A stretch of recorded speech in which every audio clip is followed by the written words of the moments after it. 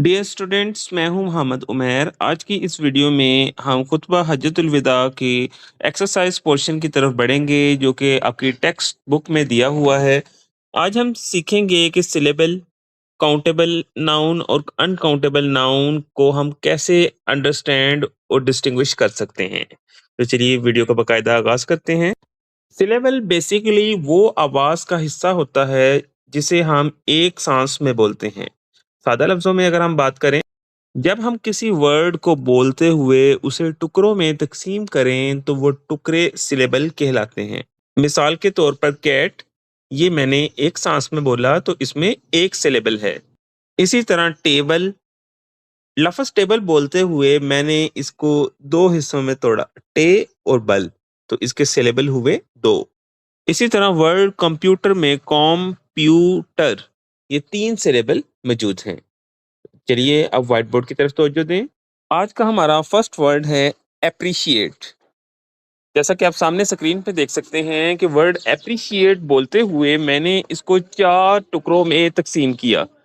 Appreciate, clear? तो इसके syllable हुए चार।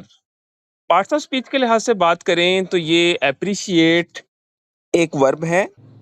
यहाँ एप्रिशिएट वर्ड एक एक्शन को जाहिर करता है जिसका उर्दू मीनिंग है शुक्रिया अदा करना। क्लियर?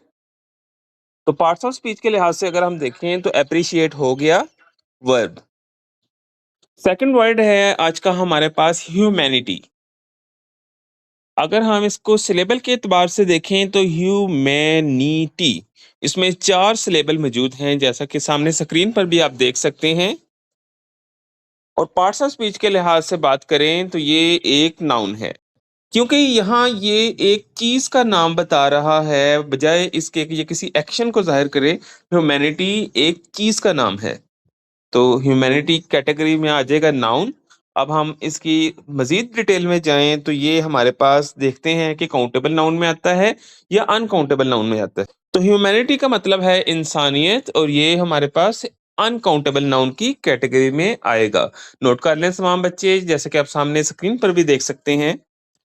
इसी तरह नेक्स्ट हमारे पास थर्ड वर्ड है सैक्रेड। सैक्रेड वर्ड में हमारे पास दो सिलेबल मौजूद हैं, यानी इस लफ्ज को बोलते हुए मैं इसको दो टुकड़ों में तकसीम करता हूं, तो इसके सिलेबल हुए दो।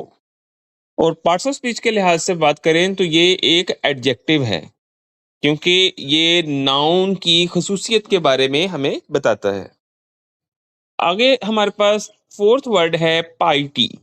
पाइटी बोलते हुए मैंने इसको तीन टुकड़ों में तकसीम किया, तो इसके सिलेबल हो गए तीन। और अगर हम पार्ट्स ऑफ स्पीच के कॉलम में देखें तो यहाँ आएगा नाउन। और अगर हम इसकी मजीद डिटेल में जाए तो ये नाउन में अनकाउंटेबल नाउन की कैटेगरी में आएगा। मतलब है परहेजगारी, और परहेजगारी को आप जानते हैं कि गिना नहीं जा सकता, इसलिए ये अनकाउंटेबल नाउन की कैटेगरी में आएगा। नेक्स्ट फिफ्थ वर्ड है हमारे पास फॉरबिडन। बोलते हुए मैं इसको तीन टुकड़ों में तकसीम करता हूँ, फॉर बिड और एन। फॉरबिडन के सिलेबल के एतबार से अगर हम बात करें तो इसके अंदर तीन सिलेबल पाए जाएंगे। पार्ट्स ऑफ स्पीच के लिहाज से अगर देखें तो ये एडजेक्टिव की कैटेगरी में आएगा। और अब ये एडजेक्टिव की कैटेगरी में कैसे आएगा, क्योंकि ये नाउन की खसूसियत के बारे में हमें बता रहा है, और जिसका उर्दू मीनिंग है किसी शय का हराम होना। तो ये हमें नाउन की बारे में इजाफी मालूमात दे रहा है, इसलिए ये एक एडजेक्टिव है। नेक्स्ट हमारे पास आज का आखिरी वर्ड है इनइक्वालिटी। बोलते हुए मैंने इसको पांच टुकड़ों में तकसीम किया, तो इसके सिलेबल हो जाएंगे पांच। पार्ट्स ऑफ स्पीच के लिहाज से अगर हम बात करें तो ये नाउन की कैटेगरी में आएगा, और मजीद तफसील में हम देखें तो ये अनकाउंटेबल नाउन की कैटेगरी में आएगा। इनइक्वालिटी का मतलब है जिसे जिस हालत में बराबरी, जहां बराबरी ना हो, उसे इनइक्वालिटी कहा जाता है। अमूमन इसे गिना नहीं जा सकता, तो ये हमारे पास अनकाउंटेबल नाउन की कैटेगरी में ही रहेगा।